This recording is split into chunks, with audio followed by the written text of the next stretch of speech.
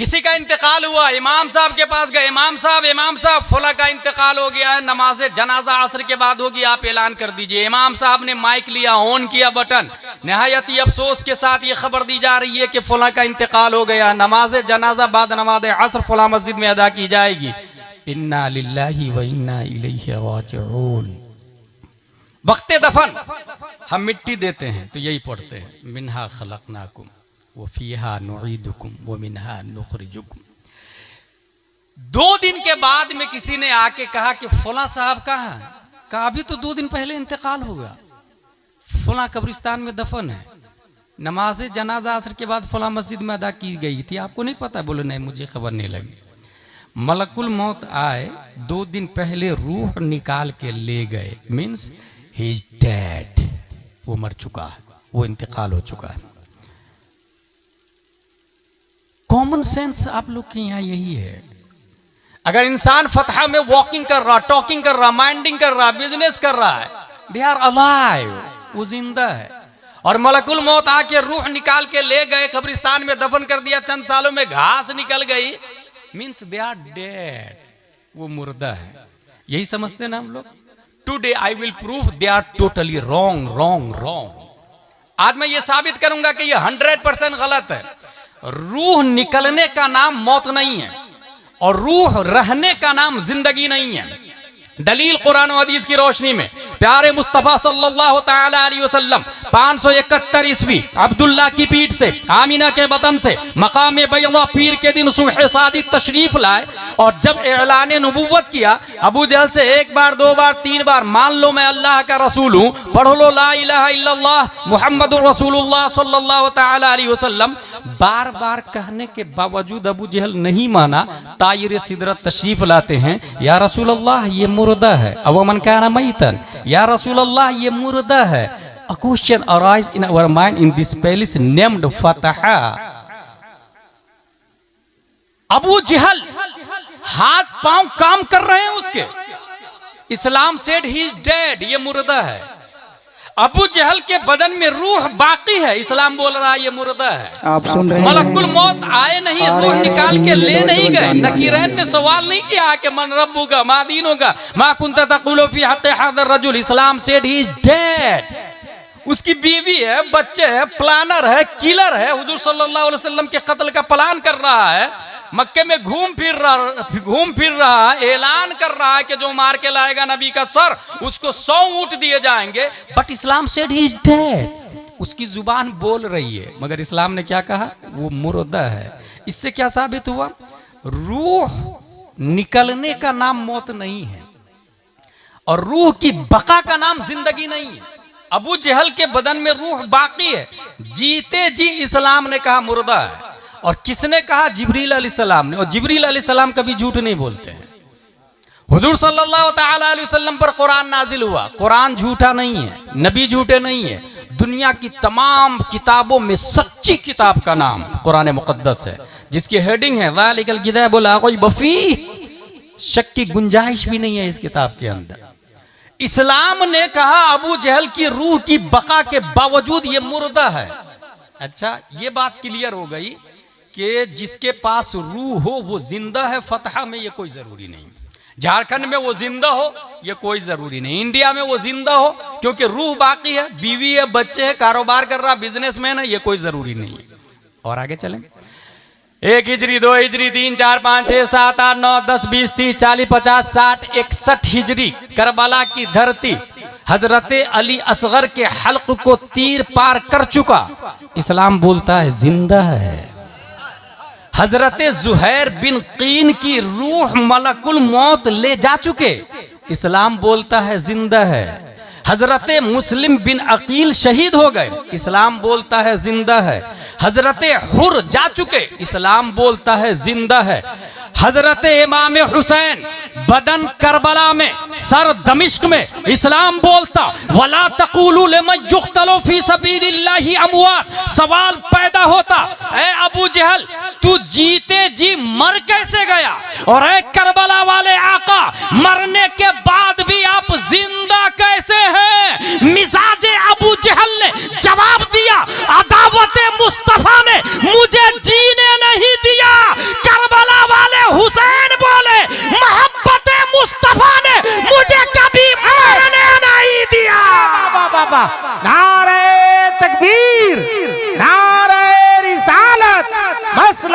आला हजरत सरकार Medina conference हजरत अल्लामा मुफ्ती गुलाम जिलानी अजहरी। अरे भाई जिंदाबाद, वाह वाह वाह वाह। बात क्लियर हो गई। जो इंसान झारखंड में चल फिर रहा है वो जिंदा हो कोई जरूरी नहीं, दुनिया उसे जिंदा बोले। According to holy Quran they are may be dead body. और जो कुरान है वही सच है, वही राइट है। मिनहा खलकनाकुम, हमने इसी मिट्टी से आपको बनाया है।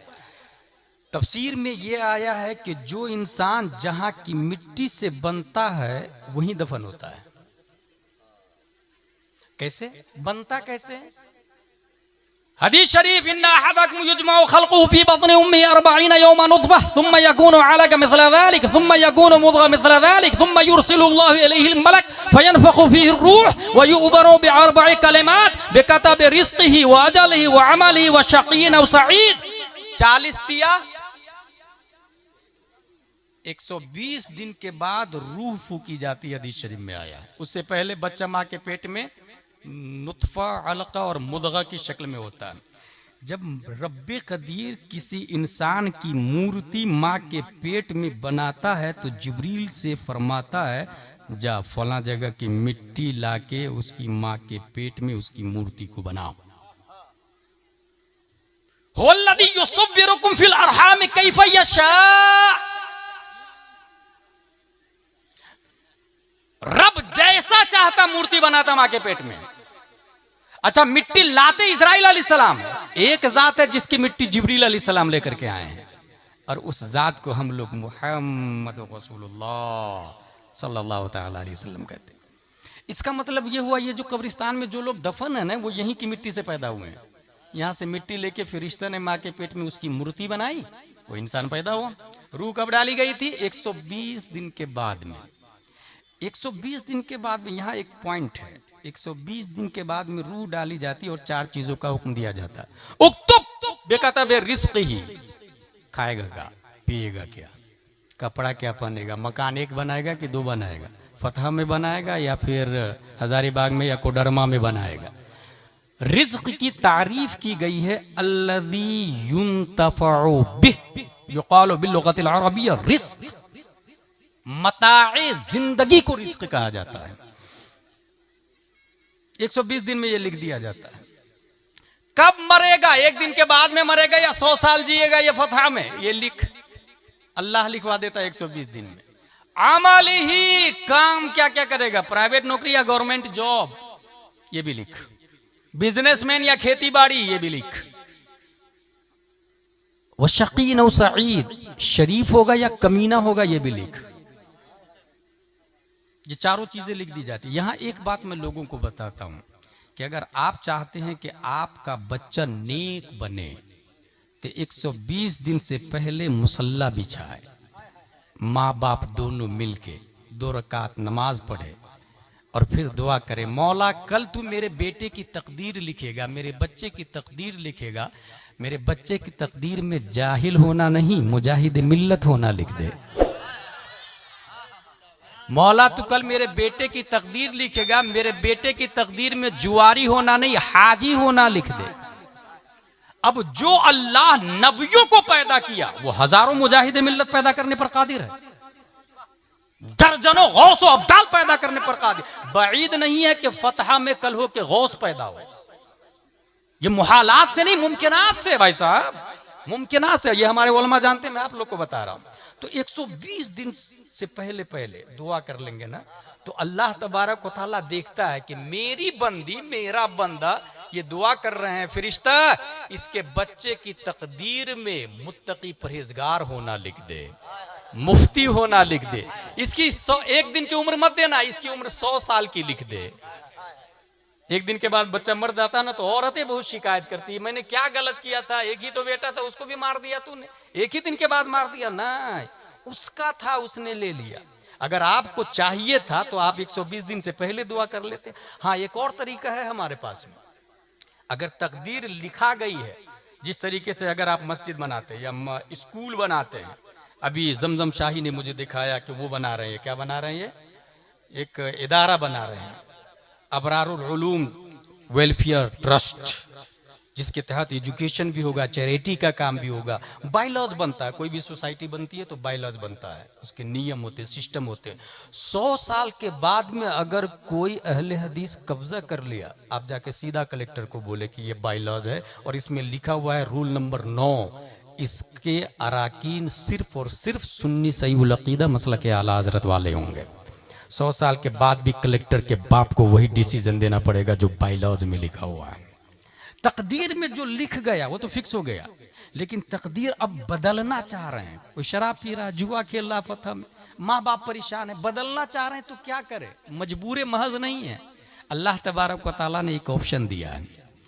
470 हिजरी में उम्मुल खैर फातिमा के पेट से, शेख अबू सालेह की पीठ से एक बच्चा लफ्ज़े अब्दुल कादिर से मुसम्मा जीलान की धरती पर पैदा किया।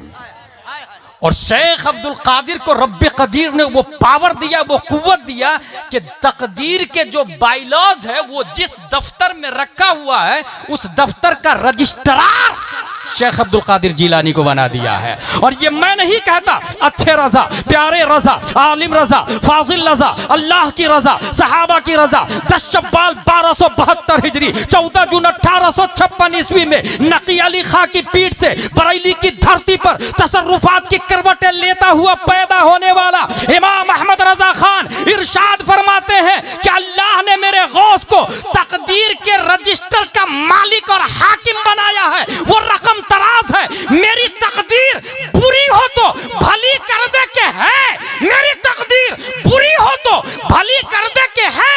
मैं वो इस बात के दफ्तर पे करोड़ा तेरा। नारे तकदीर, नारे रिसालत, सरकारे मदीना कॉन्फ्रेंस, मसलके आला हजरत। ये बात हो गई क्लियर। यहाँ पर मैं इससे पहले तकरीर कर चुका हूँ कि अगर आप चाह रहे हैं कि बच्चे नेक बने तो बच्चा जब माँ के पेट में हो तो बहुत आसान तरीका है। कहाँ गया मेरा मोबाइल? इस मोबाइल में आप जाएं यूट्यूब पर और वहाँ बोले वैस रजा कादरी कलाम आला हजरत, वो आ जाएगा वहाँ पर। माँ को चाहिए कि आटा गूंथ रही है, मोबाइल इधर लगा दे। अब मोबाइल में चलेगा, क्या दबे जिस पे हिमायत का हो पंजा तेरा, शेर को खतरे में लाता नहीं कुत्ता तेरा। अब जो बच्चा पैदा होगा वो गौसे आजम का शेर बन के पैदा होगा, गौसे आजम का गुलाम बन के पैदा होगा। अब उस बच्चे को कोई डैमेज नहीं कर सकता, कोई डाइवर्ट नहीं कर सकता, कोई गुमराह नहीं कर सकता। माँ बोले सूरह यासीन मा तर्जमाए कंजुल ईमान। अब इधर वो चावल बना रही है और इधर आयत चल रही है यासीन वल कुरानिल हकीम इन्नका लमिनल मुरसलीन अला सिरातिम मुस्तकीम तंजीलल अजीजिर रहीम लितुनज़िरा कौमन मा उनज़िरा आबाउहुम फहुम गाफिलून। अब जो बच्चा पैदा होगा वो वक्त का ताजुल शरिया बन के पैदा होगा, वो वक्त का मुफ्ती आजम बन के पैदा होगा। इसलिए माँ और बहनों की खुसूसन ये ड्यूटी है। मिनहा खलकनाकुम, माँ के पेट में बच्चे की तस्वीर बन गई। कैसे बनती है? यहाँ पर बहुत सारे भिन्न भिन्न प्रकार के लोग हैं, चेहरे अलग अलग है, कलर अलग अलग है, मिजाज अलग अलग है। कभी गौर किया आपने? यही जमीन है, यहाँ से घास भी निकलती, काजू भी, किशमिश भी, पिस्ता भी, अखरोट भी, बाजरा भी, जौ भी, मक्का भी, गेहूं भी, चावल भी। जमीन एक ही है। मिन हैसो हिया हिया, जमीन बराबर है। हमारे उलमा जानते हैं मिन हैसो हिया हिया। आप लोग समझ जाए कि जमीन बराबर है।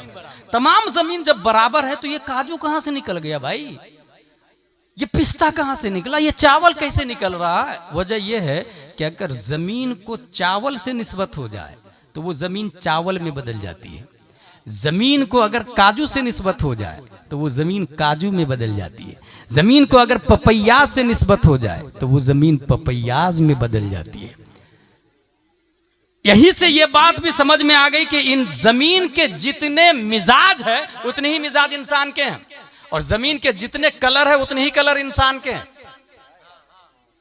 जितने कलर जमीन के उतने कलर इंसान के, जितने मिजाज जमीन के उतने मिजाज इंसान के। और ये भी सुने, जब जो जहां की मिट्टी से पैदा हुआ है वहीं दफन होता है, तो यहां से बात समझ में आ गई, अबू बकर नबी के बाजू वाली मिट्टी से पैदा हुए हैं। हजरत अबू बकर कहां से पैदा हुए? नबी की बाजू वाली मिट्टी से।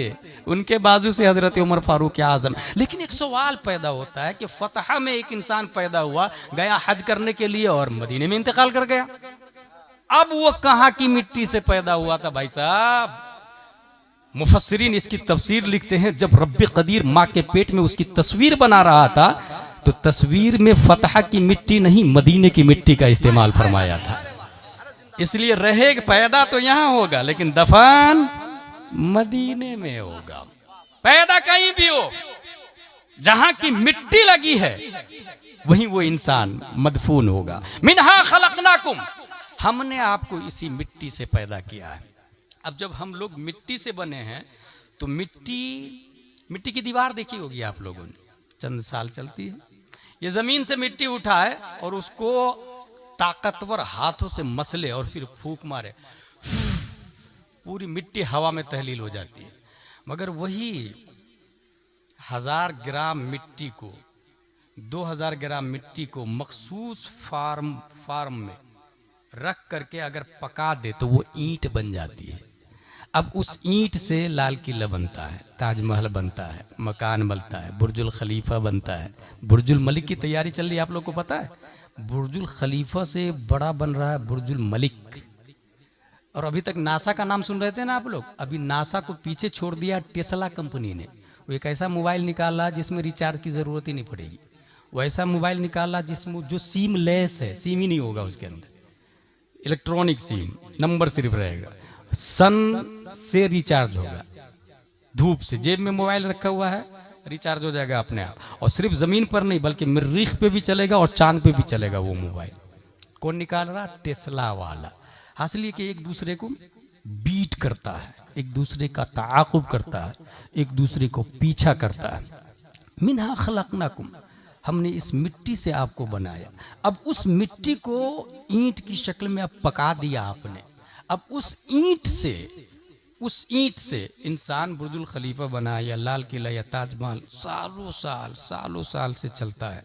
अगर ये बात समझ ली आपने तो सुने, फतह में जितने लोग यहाँ की मिट्टी से बने हैं वो रिटर्न यहाँ दफन होके मिट्टी में मिल जाते हैं। ऐसे ही जैसे मिट्टी को फूंक मारे तो हवा में तहलील हो जाती है, मिट्टी में मिल गए। चंद सालों के बाद जाके देखे ना तो जो लोग कब्र खोदते हैं उनसे पूछिएगा तो वो बताएंगे कि हाथ नजर आया, पाँव नजर आया। भाई साहब ये हाथ किसका था? बराक ओबामा के बाप का? नो। डोनाल्ड ट्रंप के बाप का? नो। हमारे बाप दादा का, जो कल तक यहीं फतह में घूम फिर रहे थे। आज जमीन खा गई है उसको। चंद सालों के बाद उनकी हड्डियां भी खत्म हो जाएगी। मिट्टी से बने थे, रिटर्न मिट्टी में आ गए वो। ये हड्डियां क्यों खत्म हो गई? इसलिए खत्म हो गई कि वो मिट्टी से जो बन के आए थे तो दुनिया में कुछ किया नहीं, रिटर्न मिट्टी में जाके फना हो गए।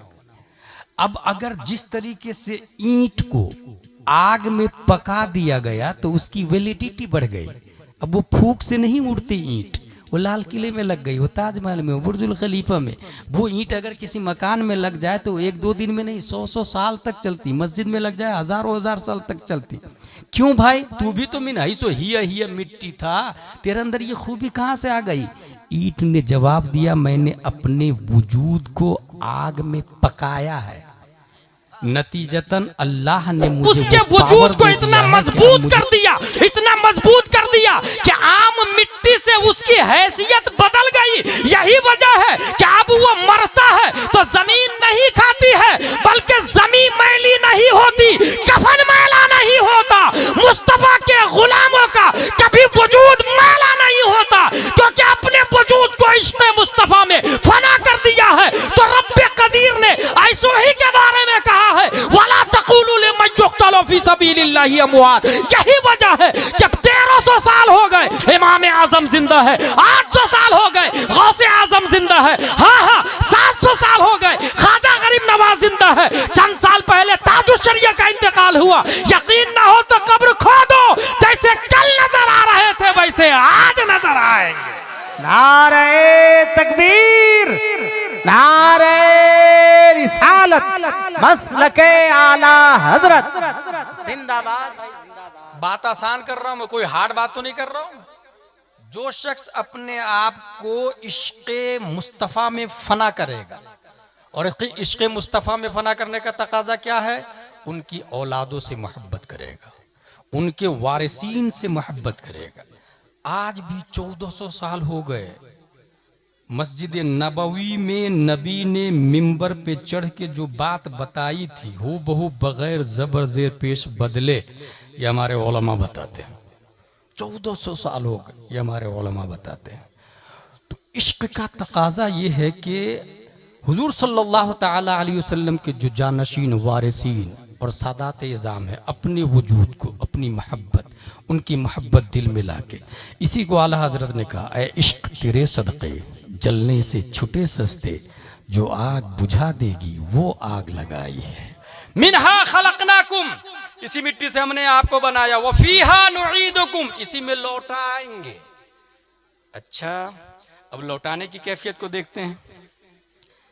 एक इंसान मरता है, घर वाले रोते हैं, और अगर बहुत बड़ा कमीना है तो अंदर से घर वाले भी खुश रहते हैं। बहुत सताता था, शराब पी के पड़ा रहता था, झगड़ा करके आता था, घर वाले भी नहीं रोते हैं। मगर एक आलिम अगर मरता है तो मौतुल आलिम मौतुल आलम, घर वाले ही नहीं, मस्जिद वाले, मदरसे वाले, गांव वाले, मुल्क वाले, दुनिया वाले रोना शुरू कर देते हैं।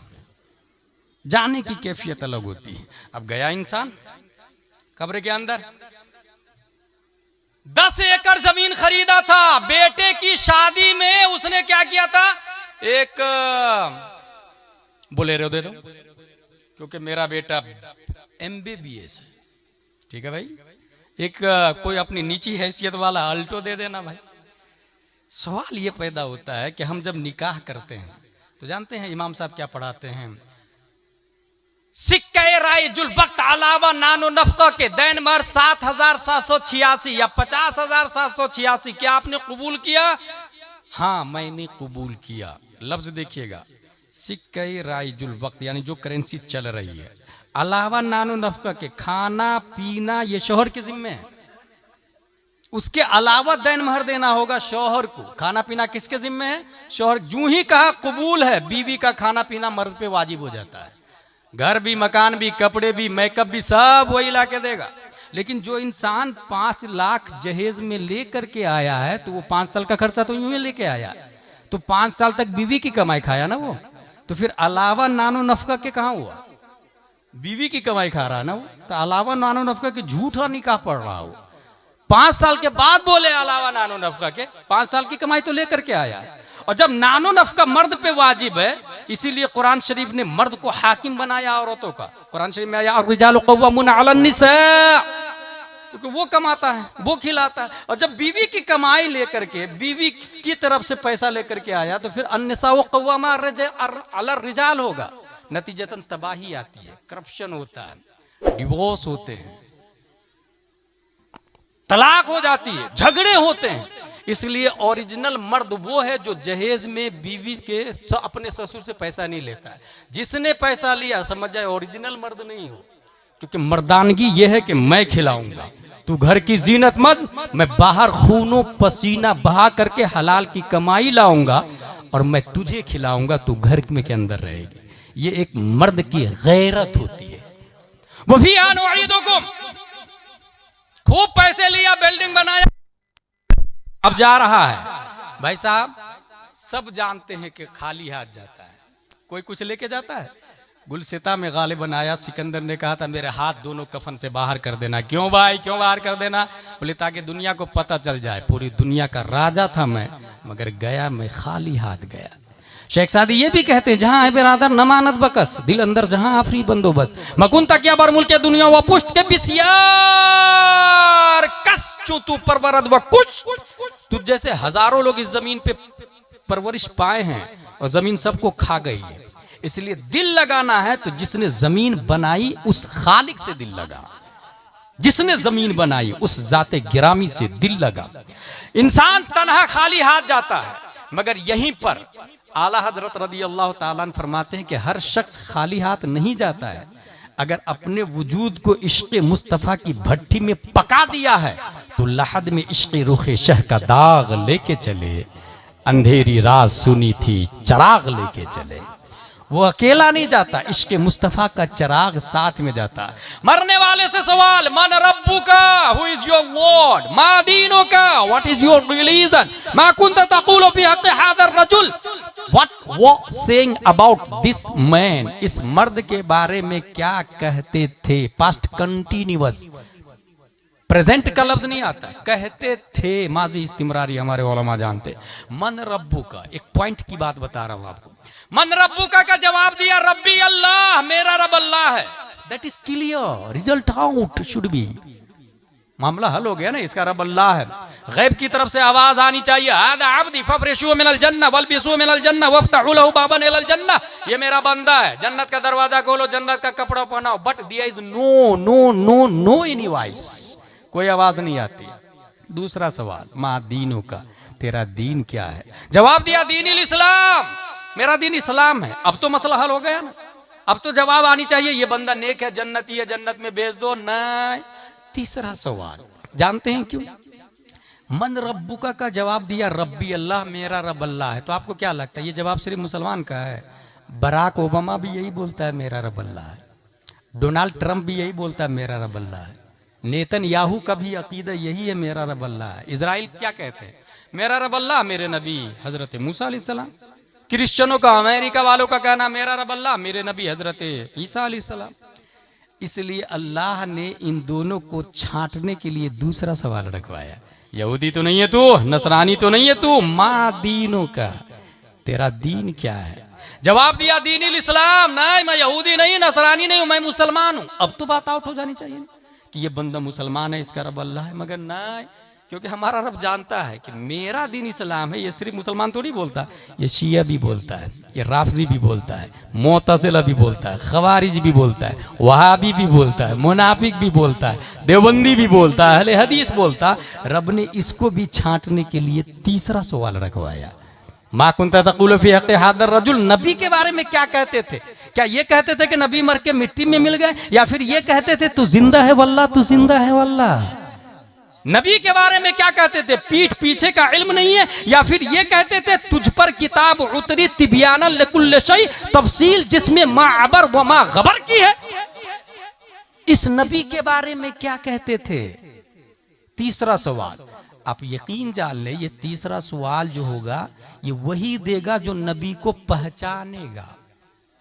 मैं आपके बारे में पूछूं कि हुजूर अब्र मिल्लत को आप लोग जानते हैं, तो पहचानेंगे तब ना कहेंगे कि हाँ ये हमारे पीर साहब है, ये हमारे मुर्शिद है, ये अल्लाह के मुकद्दस वली है, हमने इनकी खलवत व जलवत देखा। जो पहचानेगा वही शख्स बोलेगा ना, जो नहीं पहचानेगा वो बोलेगा हाँ हाँ लादरी, मुझे नहीं मालूम। अब सुन्नी नबी को पहचानेंगे, इसकी क्या दलील है। Today I will proof, yes I have proof, हमारे पास है ना दलील। हुजूर सल्लल्लाहु तआला अलैहि वसल्लम फरमाते, मन सल्ला अलैया यौमल जुमअह औ लैलतल जुमअह क़दल्लाहु लहु मिन हाजा 70 मिन हवाइजिल आखिरह व 30 मिन हवाइजिद दुनिया थुम्मा युअक्किलुल्लाहु बिज़ालिका मलका इला आखिर व युखबिरुनी मन सल्ला अलैया बिइस्मिही व नसबिही इला अशीरतिही। जिसने जुमा के दिन, गौर कीजिएगा, या जुमा की रात नबी पर सलातो सलाम पढ़ा, और ईमानदारी से बताए पूरी दुनिया में जुमा में खड़े होकर सलातो सलाम सुन्नी पढ़ता है या देवबंदी पढ़ता है, सुन्नी पढ़ता। वो हदीस में भी जुमा का लफ्ज आया है। जिसने जुमा के दिन सलातो सलाम पढ़ा, अल्लाह ताला 100 हाजतें पूरी फरमाता, 70 आखिरत की जहां सब हाजतमंद होंगे, 30 दुनिया की। फिर अल्लाह एक फरिश्ता को मुतय्यन फरमाता, वो फरिश्ता दुरूद शरीफ लेके नबी की बारगाह में जाते हैं और क्या कहते हैं, वयुखबिरुनी मन सल्ला अलैया बिइस्मिही। वो फरिश्ता नबी को आके ये कहते हैं, या रसूल अल्लाह, फॉर एग्जाम्पल ये फतहा का आदमी है, इसका नाम ये है, इसके बाप का नाम ये है, इसके दादा का नाम ये है, इसके परदादा का नाम ये है, इसके लकड़दादा का नाम ये, इसके छकड़दादा का नाम ये, इसके हकरदादा का नाम ये, क्योंकि इसमें ही वो नसब ही इला अशीरत ही का लफ्ज आया हदीस में। उसका नाम, उसके बाप दादा का नाम, इला अशीरा, खानदान दर खानदान का नाम। अब अगला जुमला सुने, नबी क्या फरमाते हैं, वो उसब्बितहु इंदी फी सहीफतिन बैदा, मैं उस नाम को सफेद रजिस्टर में महफूज कर लेता हूं, उस नाम को सफेद रजिस्टर में महफूज कर लेता हूं। अब भाई साहब, नबी के पास एक रजिस्टर है, उसमें उस आदमी का नाम लिखा हुआ है जो जुमा के दिन सलातो सलाम पढ़ा। मैं अपनी तरफ से नहीं बोल रहा, हदीस शरीफ, उस आदमी का नाम लिखा हुआ जो जुमा में सलातो सलाम पढ़ा। अब मुर्दे से पूछा जा रहा है मा कुंत तकुलु फी हक़्क़ि हाज़ा रजुल, इस मर्द के बारे में क्या कहते थे, और उस मर्द के हाथ में रजिस्टर है जिसमें उसका नाम लिखा हुआ है। बाईद नहीं है, नबी ये फरमा दे नकीरैन, तुम इनसे ना पूछो मैं कौन हूं, मुझसे पूछ लो ये कौन है, बंदा आजाद शुदा है ये, हमारे दर का कैसा लेते हो हिसाब, इस पे तुम्हारा क्या है। फिर मुझे दामन अक़दस में छुपा ले सरवर और कहे चलो हटो, इस पे तकाजा क्या है। क्या कहना भाई, नारे तकबीर, नारे रिसालत, मसलके आला हजरत। वाह वाह वाह वाह, सुभान अल्लाह सुभान अल्लाह। लॉजिकली स्पीच दे रहा हूं भाई साहब, कॉमन सेंस। तीनों सवाल का जवाब दे दिया, अब गैब से आवाज आएगी नम कनौमतिल उरूस, सो जा जैसे दुल्हन सोती है। There are again question arise, दुल्हन सोती नहीं भाई साहब, दूल्हा का इंतजार करती है। दुल्हन सोएगी, बरसों के बाद शादी हुई है और वो सोएगी, दूल्हे का इंतजार करती। इसका मतलब ये हुआ नम कनौमतिल उरूस। और आगे ये भी आया, उसको कोई बेदार नहीं करेगा मगर वो जो सबसे ज्यादा उससे प्यार करता है, सबसे ज्यादा उससे प्यार करता है। उरूस का लफ्ज आया।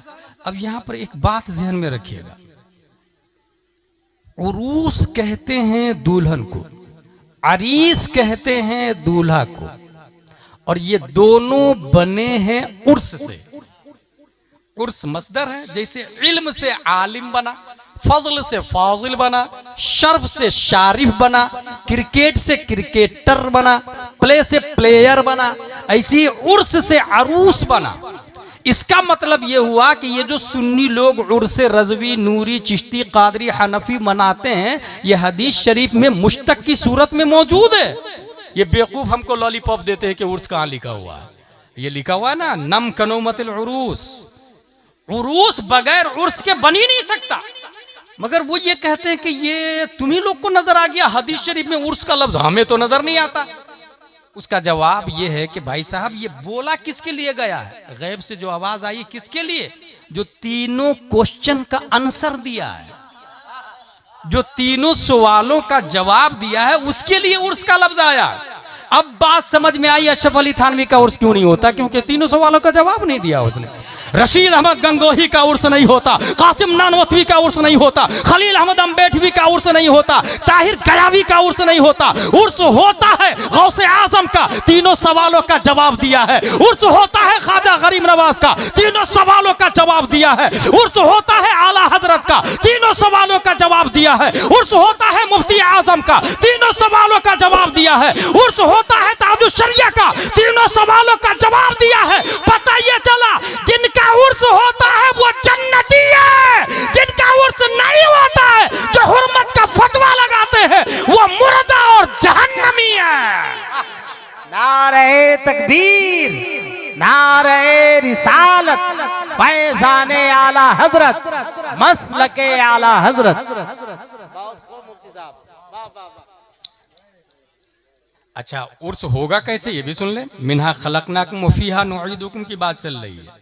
उर्स के अंदर एक बात ध्यान में ये रखिएगा, उर्स में अगर ढोल, ताशे, बाजे, गजेरी, जुआरी, भंगेरी, शराबी, ये लोग आके अगर उर्स मना रहे हैं तो समझ जाइए ये चीटर है, ये कुछ गड़बड़ी कर रहा है, इस्लाम के खिलाफ है ये।